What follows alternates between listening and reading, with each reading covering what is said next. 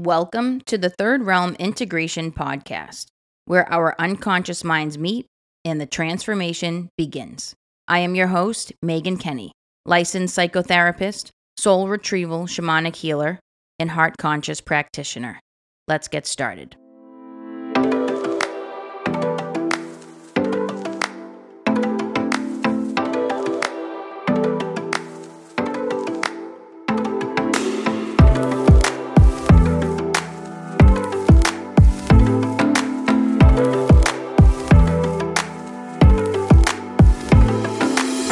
What is up, everybody? Welcome to another episode of the Third Realm Integration Podcast, where our unconscious minds meet and the transformation begins. What is going on with y'all? How are we doing? How are we doing out here?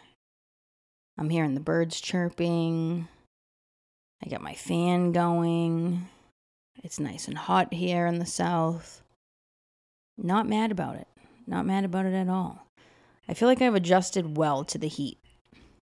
I think one of the main things that you have to do in order to work with a hot and humid climate is to surrender and go with the flow. Allow yourself to just be all sweaty and don't even feel the need to change anything about it. Just roll with it. Just full acceptance. Just radical acceptance at that point. And it's a nice preparation for headed to Thailand, where I'm told it's 1,000,000 times hotter than it is here in the SC. And very humid. And I'm actually going in the rainy season, so it's going to be even more humid. So I'm just prepping. I'm prepping. So I don't run the AC in my space, in my office, in my house. And unless, you have to act, because of the humidity, you do actually have to run it probably like once a week, just for a little bit to get the moisture out. But otherwise, I'm just like rolling with it. And I used to never be able to sleep in the heat. And I still can't sleep if it's like stale air. But if I have a fan going, I've been able to make this work. So I'm just going to keep going with it. So that's what I'm doing today. Today is a hot and humid, sunny, well, a little bit of an overcast Saturday. And I'm recording some of these episodes in advance because I'm just, like I said on the last episode, I'm just feeling the groove. I'm grooving it. I'm feeling the podcast vibe right now. So I wanted to jump on here. I don't even know how long this episode's going to be. Probably not even that long, because I really just wanted to jump on and talk about this one aspect of my teachings that I've acquired along the way, that I'm sure is part of a quantum physics theory, whether it's simulation theory, holographic universe theory, string theory, some other freaking theory, right? Everything's a theory. And I probably will actually, there was an episode on the Gaia channel with a woman who I believe had actually worked for the FBI or the CIA, in which she had documentation that was being, I don't even think just reviewed by the government, but had actually been put out by the government around how we actually do live in a holographic universe. Which essentially means that everything that we're seeing isn't what we think it is. And I think what it really means is that we actually live in a 2-dimensional reality, not a 3-dimensional reality.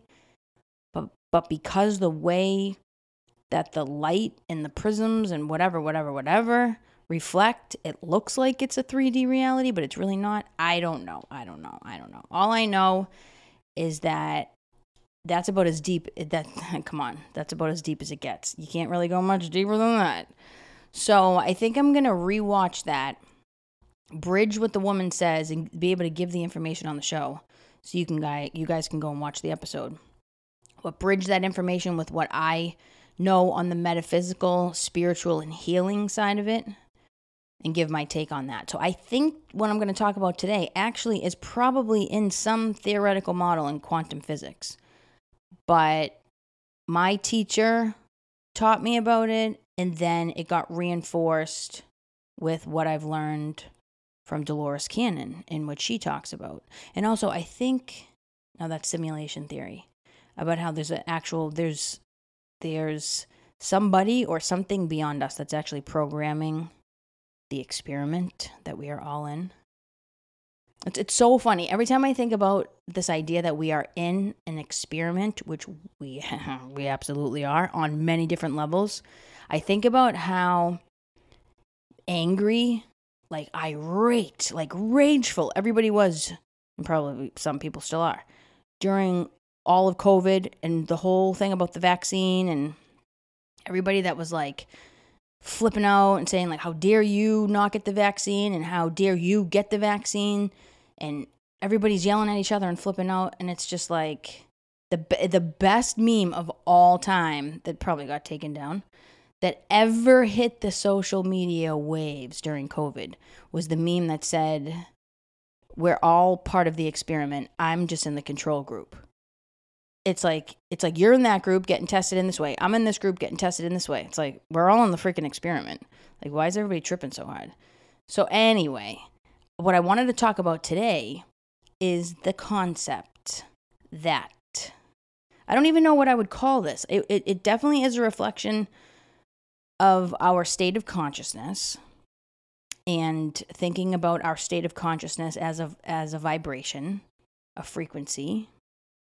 Vibration is when the energy takes form, and the frequency probably is too. But when Dolores Cannon says that when you are faced with the crossroads on needing to make a decision, and you choose one path over another, you take the job and you leave the other job, or you don't take the job, or you get married and you don't get married. So it's like whatever your decision is, there's another decision that you could have made. I could have taken the job, I could not have taken the job. I could have gotten married, could not have. Could have had kids, or did have kids. Didn't have kids. And so this idea that we think the only reality that exists is the reality that is lined up with the choice that we made. Oh, I decided to leave the world of clinical psychology and move into the realm of transpersonal psychology. Oh, well, I decided to get clean and sober and live my life according to that path. Well, and not continue using and stay down that path. And what Dolores Cannon says, and I've heard this from other people as well, is that there is simultaneously happening at the same time that we made the decision, there is another version of us living out the life of the other choice, going on about their life in a reality that we don't have access to, we don't see, we don't know about, we don't know it exists. So here I am, I'm in the world of clinical psychology. I decide it is time to make a hard right turn and get the hell out of there. So I jump over here, finish up my PhD in transpersonal psychology. That's the path that I put myself on. Well, there's the old Maegan, but I wouldn't even say the old Maegan, another version of Maegan that chose to stay in the world of clinical psychology, living her life on that path. It's like, what? Oh yeah, no, that's why this is where it comes down to time and space being an illusion. And it's so funny because in one of Dolores Cannon's talks, she says she was at some conference and there was some like quantum physicist or whatever that was presenting, and he said, human beings are the only beings anywhere in the universe that has figured out a way to measure something that doesn't even exist, which is time. And she gives the example of how when we are communicating with people that are in different time zones. So when I was in Europe, I was 6 hours ahead. When I called people back in the States, and they called me, they didn't have to wait 6 hours for me to answer the phone. They called me and I answered the phone. Although I have to say there were parts of Europe that I was in where their electrical grid was not even able to sustain the amount of people that were there. And this was like the off season. So that's a totally different story. But so there were times where people called me and I couldn't get the call and vice versa. But anyway, I digress. The point being is that time is a concept and a construct that only exists here on Earth, and that doesn't actually even exist at that. The only thing we know is that the sun goes up, sun goes down, moon goes up, moon goes down. This whole idea of time, it's so interesting. I don't even know where the hell it came from. I'd like to look into that. Who came up with the concept of time? Because it was definitely it must have been a Taurus or a Capricorn, probably a Capricorn, or not even a Virgo. It was an earth sign, though. It was somebody that was really, and maybe even a fixed sign. Probably a Taurus, because they are pretty much ruled by time and space. As an archetype, a zodiac archetype. Very earthly.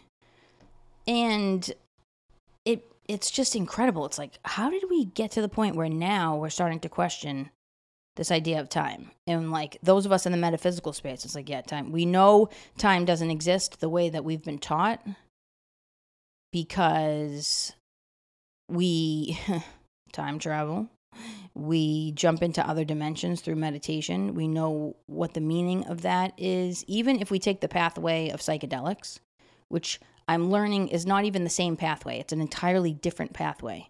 It's not, I used to think that you could take psychedelics to get to where like rigorous meditation practice would bring you, and it just put you there faster and with less work, and therefore could be considered in part spiritual bypassing because you're not actually doing the work to get there. You took a drug to fast track you. It's actually you're not even in the same dimension. It's so, now we're talking about a holographic universe, because I haven't even thought about that yet. I'll come back to you on that. But this idea that there's many versions of ourselves existing at the exact same time. There is no past, present, and future. Although I would like somebody to describe like the aging process of the physical body. Time seems real with that, because it's like, is the baby version of me still existing? Even though I was morphing into a teenager, an adult. Like, how does that work? But maybe that's just an evolutionary process of the physical body. Maybe we can still separate that from time. I don't know. But this idea that there's multiple versions of me existing at the exact same time. The past, perceived past, the present, and the future. It's already happened. It's already happening. And it's like multiple lanes on a highway, all running at the exact same time. And this is where my teacher would call these ego tracks. And she would use the metaphor of when we used to go to the library, even though we, in this age, who's really going to the library much anymore? If you are, right on. I love it. You're my hero. But for most of us, we're getting our information online or through audiobooks or YouTube, whatever. So the idea when you would go into the library to find your book, and you'd have to look it up, and you'd pull out the little drawers with all the little cards in them. Each drawer is a different ego track, and you have the capacity to jump into any track that you want to be in.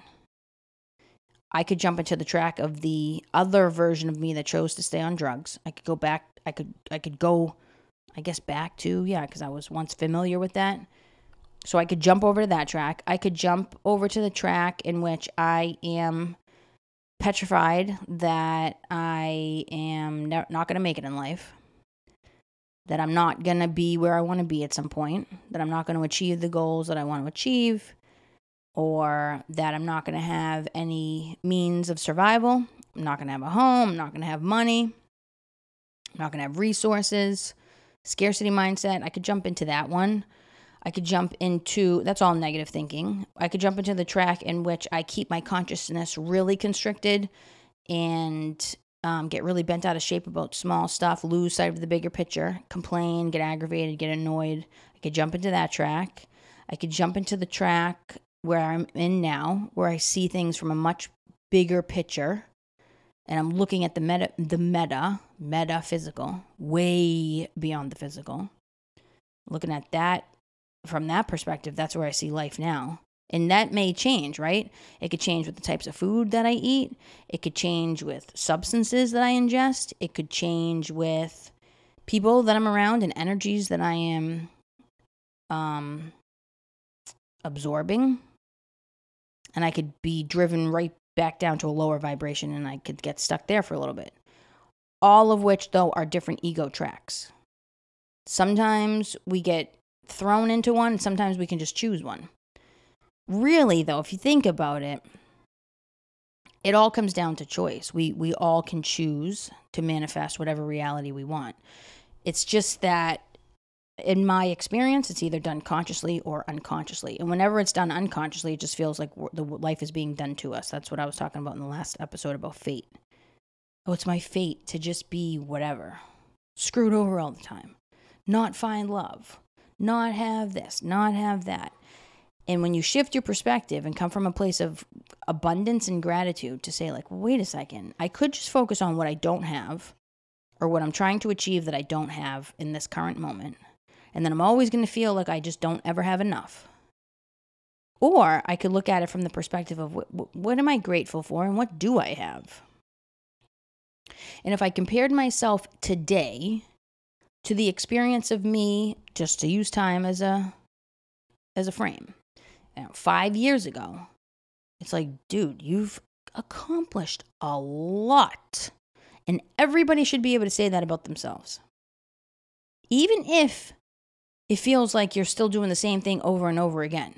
Like people that are trying to get clean and sober. Okay, I'm trying to get clean and sober. I keep falling off the wagon. I still have not maintained an extended period of sobriety. But if I pause right now and think back where I was 5 years ago, are you in a better place? And not just measure it by this subjective definition of necessarily better. Do you know more and have you learned more? And have you grown in that way? Not like, do you have more money? Did you acquire more skills? Did you get a better job? Whatever. Not necessarily that. So it really all depends on what our construct of progress is in the first place. It's kind of like why... Well, I'm going to go off on a totally different subject right now. But I don't work with people typically under the age of 25 anymore. And there's a reason for that. A few reasons, actually. People who are adolescents, or in my experience now under the age of 25, and in a lot of people in the consciousness world would back this up, especially in the world of meditation. Their ego is not strong enough yet to be dissolved or to surrender. In fact, they're still in the process of needing to build up that hero ego. So you're going to do harm if you're going to try to break that ego down. And typically that's what you're doing in meditation, really kind of any time. Although I will say I do actually have a couple clients that are on the younger side, so really actually under 25, but these are very unusual clients that I often forget that I'm talking to an 18-year-old, for example. Wise beyond the years, just to say the least. A very shamanic quality to the young people that I see now. And it's very few. I'm talking like just less, can count them on one hand. Their state of consciousness has not evolved yet. Think about Maslow's hierarchy of needs. It's a natural progression of the psyche. Think about how I said before, can't feed steak to a baby. This is exactly what I'm talking about. And so we can't expect something that's not realistic. So that's one reason why I don't work with people under the age of 25. The other piece, though, is typically when you're working with people that are minors, and really under the age of 25 at this point, because most kids are on their insurance plan with their parents, their parents' insurance plan until they're 25. So just that as a construct, and what we know about frontal lobe development in neuroscience, that stuff really isn't formed until you're 25 now, and the research backs that up. So anybody that's under 25 to me is an adolescent. When you're working with an adolescent, you're not just working with an adolescent. You're working, it's family work. It's family therapy. Because even if you're not doing the therapy session with the family, you are still having contact with the family. And I cannot, even when I've worked with clients in their 40s who are, again, like I said in a previous episode, in a real dependent state. They are being taken care of entirely by their parents. And I'll get like the parent to like call me on the phone and be like, okay, if I'm going to pay for this therapy, I want to know that it's working. And so here's what I'm demanding. Here's what I'm requesting. Although it is a demand. Because if I don't give it, they leave. And that's actually what needs to happen because I ain't giving it. Because this is an unreasonable request for the type of therapy that I do. Which is give me a progress report and show me how they're making progress. Now, am I going to work with somebody really, truly at the end of the day? I can talk about unconditional love and just being present with people wherever they are. And yes, that's a practice in and of itself. Am I great at it? No. Because what do I want to do? I want to know that what I'm helping you with is actually clicking. And the way that I know that is not necessarily because you're making behavioral changes that can be measured. I'm not a behavioral therapist. I'm not even a clinical therapist. So I'm not going to give a parent some sort of scale that says like, here's what they're doing each week. Here are all the goals we've set. And they've made all these behavioral changes and they're meeting them. To me, that's a bunch of hogwash. Because is there any insight being built? Are there any epiphanies being made about why the person does what they do? Typically under 25, no one's having those types of realizations. It would potentially be harmful, actually. So to me, it's like, yeah, you can measure people's behavior and that will give you some indication, but that's not where I'm looking. The behavior changes are going to come, so I don't even look at that. I'm looking at what is your ability to reflect on yourself and find meaning in your own suffering.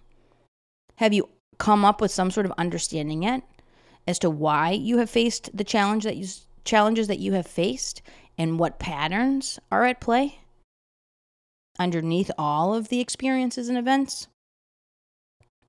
And I have an inner knowing based on how the person's responding, how I feel when I'm in the session with them, as to whether or not they're getting that. That's not a measurable thing.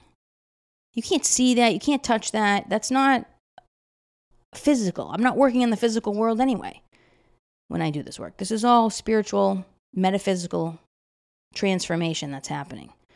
So it's not something that can necessarily be measured. So I won't work with people that have an attachment to their family. In fact, I won't even accept payment from clients who are going to have their family members pay for their care, because I've tried to find a middle ground with that, where it's like, okay, I'm not going to have them even sign a release to speak with the family if they are over 18, because I don't even want that doorway open. But if the parents want to pay that, and that's what has to happen, then fine.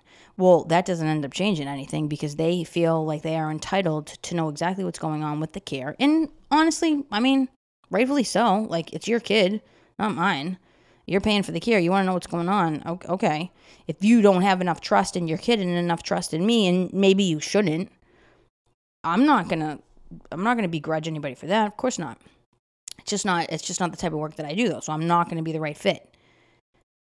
So what have I come up with? Well, don't work with anybody under the age of 25, because no matter how hard I try to make this work fit for them, I end up having to change so much of my model and my approach, and it just doesn't end up working. So that alone, and also family that's going to pay for the person's care, they have to put it on like a gift card. And that person, the client themselves, has to pay me directly, and then they get the receipt for the therapy. They can pass that off to the family. So they're the middle person. They're the middleman, middle woman, middle person. With some exceptions. I do have, like I said, I do see a couple clients right now that are in the adolescent, young adult space. And all of it works really, really well. And it's frankly because their parents have embraced this kind of therapy and they trust their child. And even if their child has struggled in the past, there's a security there with the inner wisdom that they know that their child possesses. And they're right. That's why I'm working with their child in the first place, because they do get it. Very, very rare. Probably less than like 0.05% of the population. And so, I don't know where I was going with that, actually. Where was I going with that? It's a great question. Well, I'll just put that thought out there and see if anything comes back. What was I just talking about? I'll bring it back to the original, though. Being able to jump into different ego tracks. Having different versions of ourselves all existing at the same time. Time not being linear,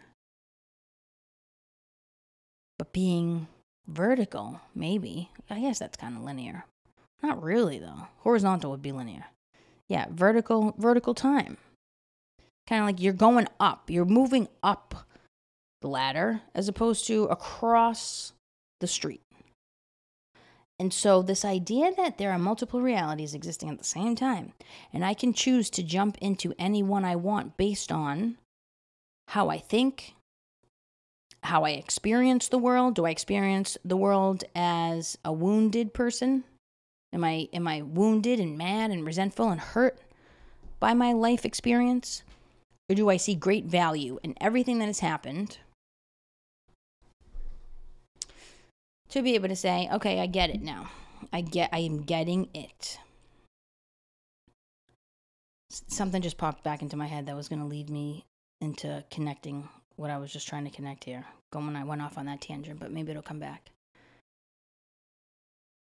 But the idea of being able to dissolve I wouldn't even say dissolve. Psychedelics dissolve the ego. But surrender the ego enough to understand all of this is pretty wild. So think about this whole archetypal field of energy existing beyond us, and that our mind has a direct relationship. There's a direct pathway between our mind and the archetypal field. And any thought that we have, especially if it's rooted in fear, is going to generate a really specific event and experience and energy to bounce back to us. We are only going to resonate with and manifest from whatever vibration we are currently in. What comes back is the same vibration as to what we put out. And so negativity, fear, anxiety, all of that 3D stuff that really binds us down, binds us up, and grounds us down into the earth is a mirror image. It'll create a mirror image. Everything's a mirror image anyway. Everything that is in us is reflected to us and the people around us and the experiences around us. It's never that obvious. I think that's where I was going with it. Parents wanting like a clear-cut way to measure the progress and success. And it's like, none of this stuff is that obvious. It's like when I started this work, I would try to bring people into the space of like, okay, the person that you're having the reaction to is a reflection of you. And that's like such a literal way to say what I'm saying. So it immediately gives the ego something to defend against, because the ego's job is to see the differences between things, to discern things, to recognize a threat and get you out of the way of the bus that's coming your way. So the ego's job is to be able to say, I'm not that person. Me and that person are nothing alike. How can you say, I'm having a reaction to that person because I would never do what that person does. So how can you say that person's a reflection of me and that's why I'm having the reaction to them? And that's because explaining it in that way is way too literal, and you're trying to take some really in-depth concept and trying to make it way too simplified, to the point where you're expecting even language to do it justice, and it really doesn't. All of this stuff is a felt sense. There's a felt shift. It's so trippy, because in talking about these multiple ego tracks that we can jump in and out of, I have this experience often now, where I'll encounter like the same event that I've encountered in the past, and I can, in real time, I can feel the difference between how I've experienced something or reacted to something in the past and how I'm experiencing and reacting to that exact same thing now. And the crazy thing about it is like my behavior doesn't change at all. Neither do the words that I use or the opinion that I have about the thing. It like doesn't change. It's the energy that changes about it. There's like less panic, less anxiety, less aggression maybe. Is like a total stillness. And it's like I literally might type out those same exact words to that person's text, for example, that I would have in the past. But I feel completely different while doing it. It doesn't feel like it's the same experience, but the actions are the same. So I think that's the other piece too, is being able to really see how you're making progress in this work by how you feel about things. Yes, are you thinking differently about things? And are you seeing things from a different perspective? But the real game changer, and how you know you're really starting to make the progress that I say is necessary to make in order for this work to be worth it, because I do want to see people make progress at the end of the day. I'm not here to just kind of, I really, maybe at some point I'll evolve out of that. I don't expect that to happen though, because I think I'm put here on this earth to really give people who want to make these big changes and who can make these big changes and are ready to at the time that they meet me, which by the way, might not be the case for a lot of people. So it's kind of like when a teacher shows up on your path, doesn't mean that teacher is supposed to be there forever. They might show up to just like give you one lesson and then move on. That might be what our contract is together. So I used to get bummed out when like I would get like a bunch of these new clients and a bunch of new referrals and then like half of them wouldn't come back after the first few sessions, the first few weeks, and it'd be like, what am I doing wrong? What am I doing wrong? And I've completely let that go now. That's not even a question on my mind. It's to the point where unless you're reaching out to me to schedule subsequent sessions, I'm frankly not even remembering. I will forget.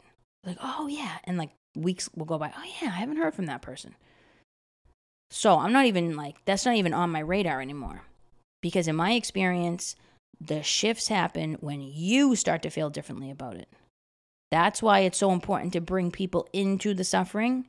And that's why people need to be psychologically stable to do the work that I'm bringing them through.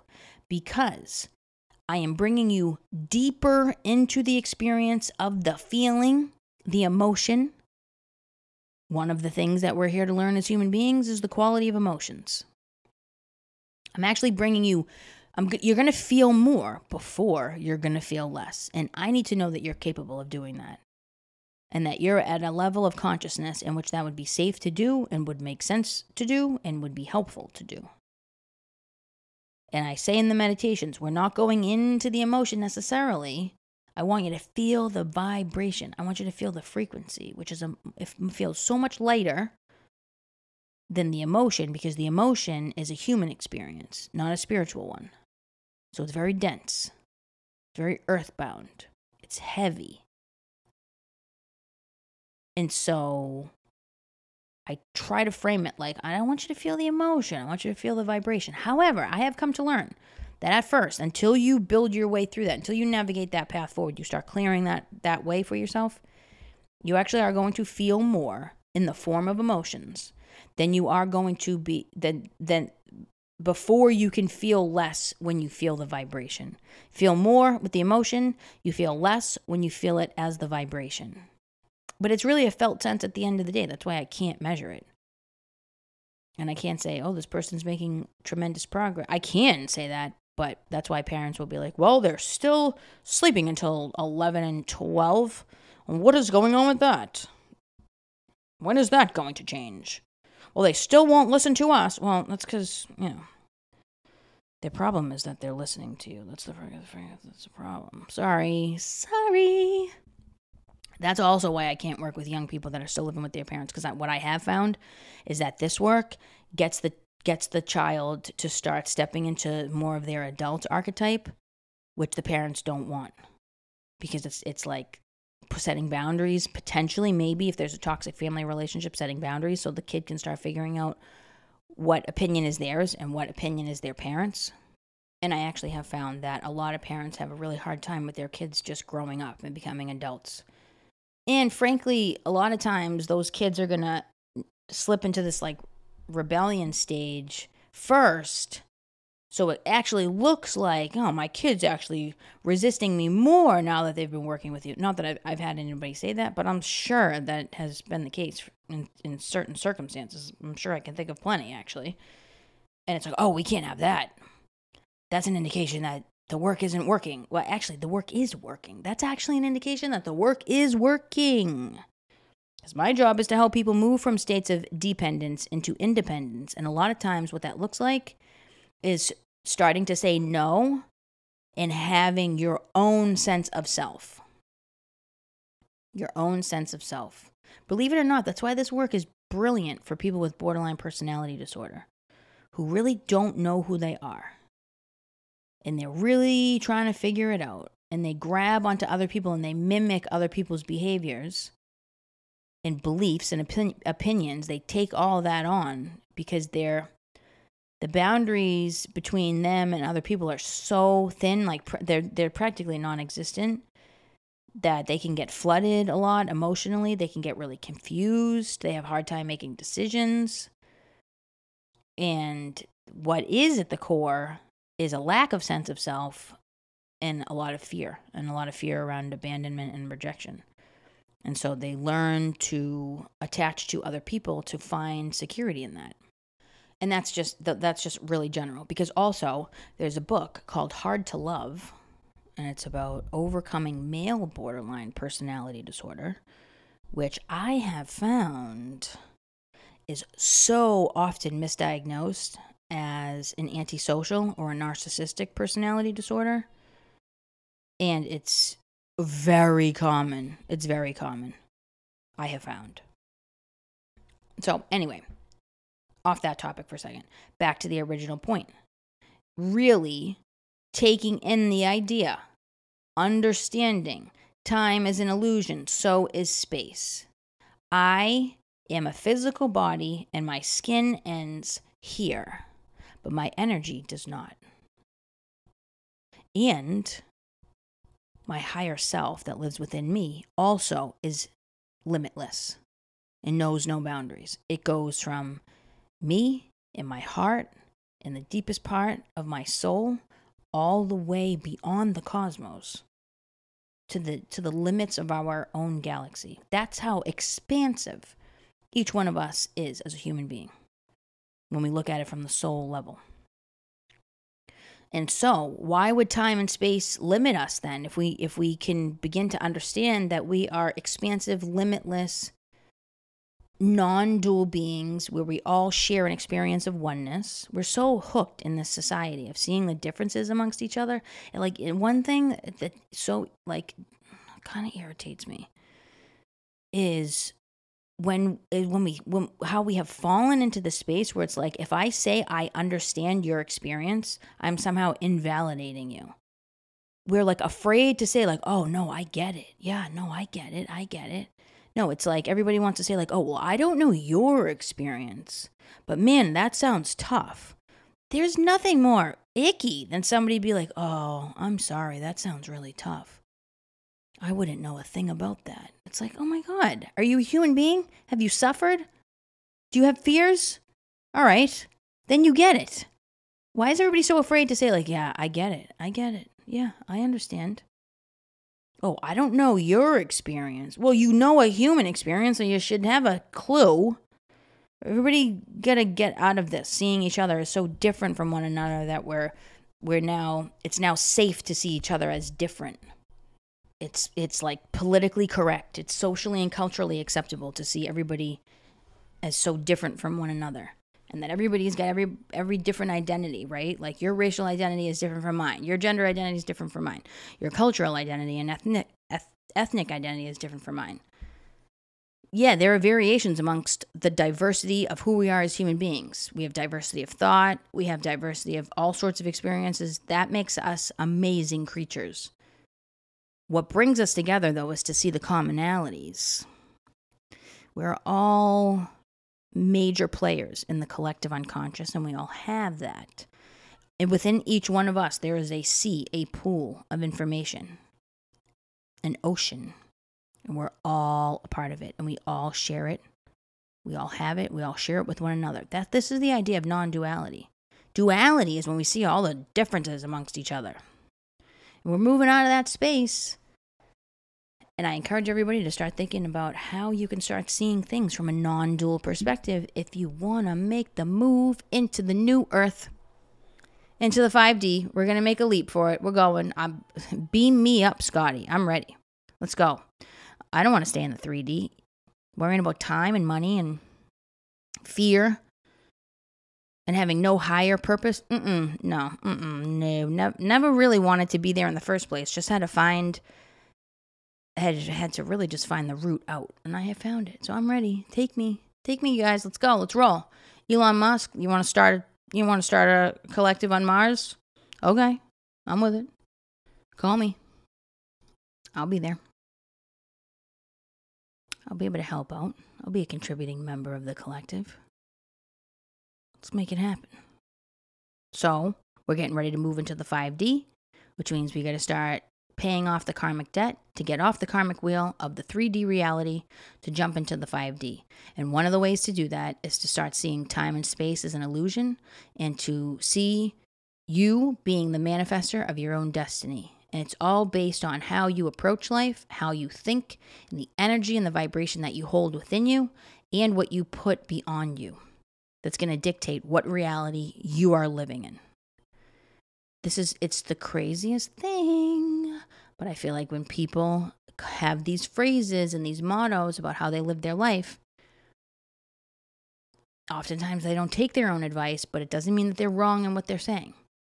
My dad's one of my dad's favorite things to say is people are where they are because they put themselves there. And I've learned to understand that from the unconscious perspective of that is 100% true, but it's not always conscious that people are creating their own reality and they're in a conscious way. That's not what's actually happening. It's being done in an unconscious way for the majority of the population. However, we can make our own reality. Whatever life you want and whatever reality you want to live in, you can have. The only thing that is going to limit you is your mind and your ego and the need to feel like you have to rush through time. That's the other thing about time being an illusion. We're timeless beings. We never die. The soul never dies. The body might, and then it will start back up again in a new life. Maybe I'll do an episode on reincarnation, my belief on that. And don't forget, there is free will at the end of the day.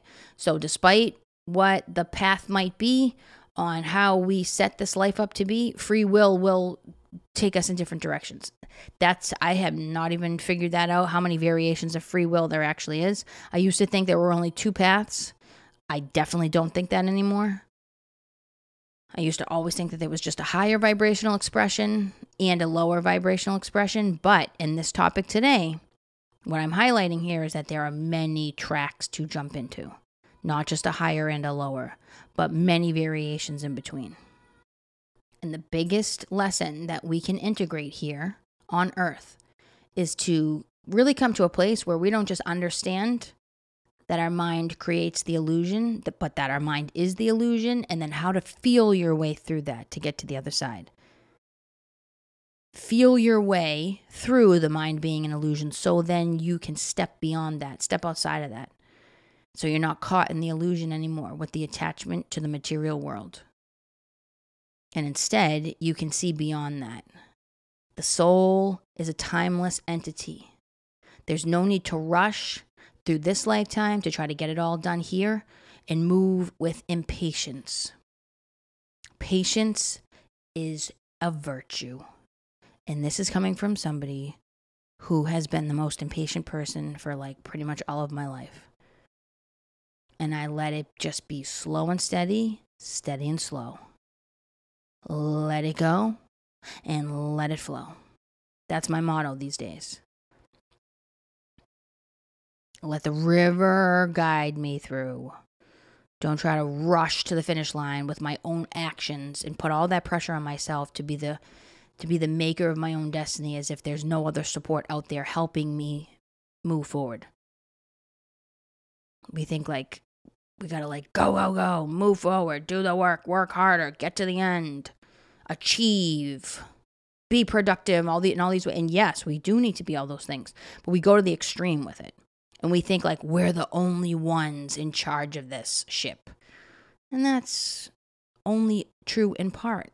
There are many other pieces of us that are working at the exact same time, together, in unison. Sometimes they're fighting with each other. And when we find harmony, they're actually all working on the same team. And so the power of choice is essential in remembering. You have the choice. You have the choice to wake up. You have the choice to stay asleep. You have the choice to integrate. You have the choice to stay fragmented.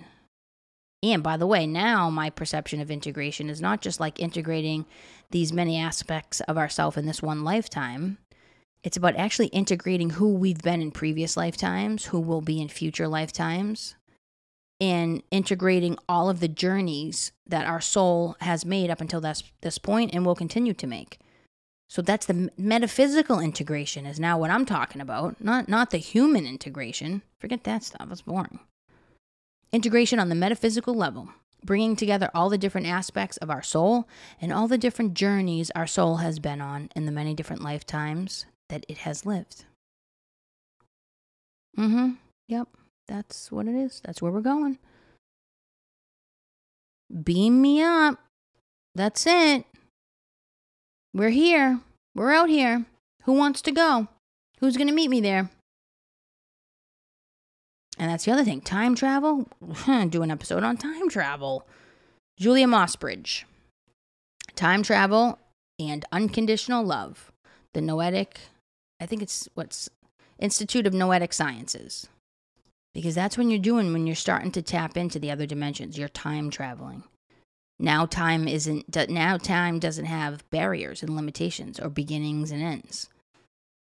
This is all the stuff that I'm talking about right now. When this goes into practice, now you're time traveling. That's what it is. Crazy. And I'll just leave you with this. Yes, I'm talking about this in the conscious sense of you can jump these ego tracks.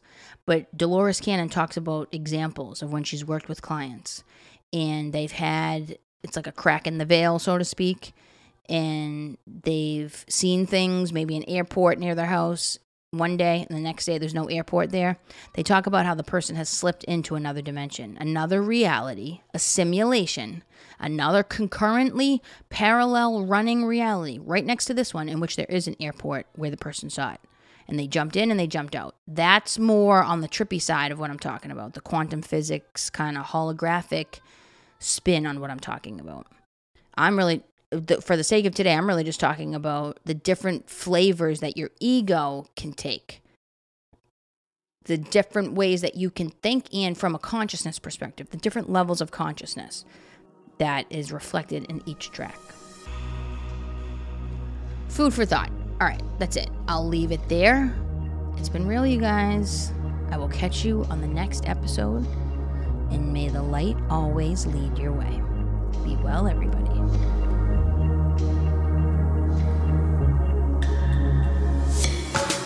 The Third Realm Integration Podcast and related content is intended to provide information and/or entertainment only and is not a substitute for mental health or medical advice, diagnosis, or treatment.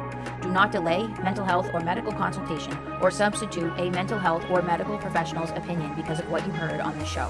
Seek the advice of your physician or another qualified health provider with any questions you may have regarding a mental health or medical condition. The host of this podcast does not provide emergency support for mental health or medical issues. For questions or concerns, visit your local emergency room or contact your doctor.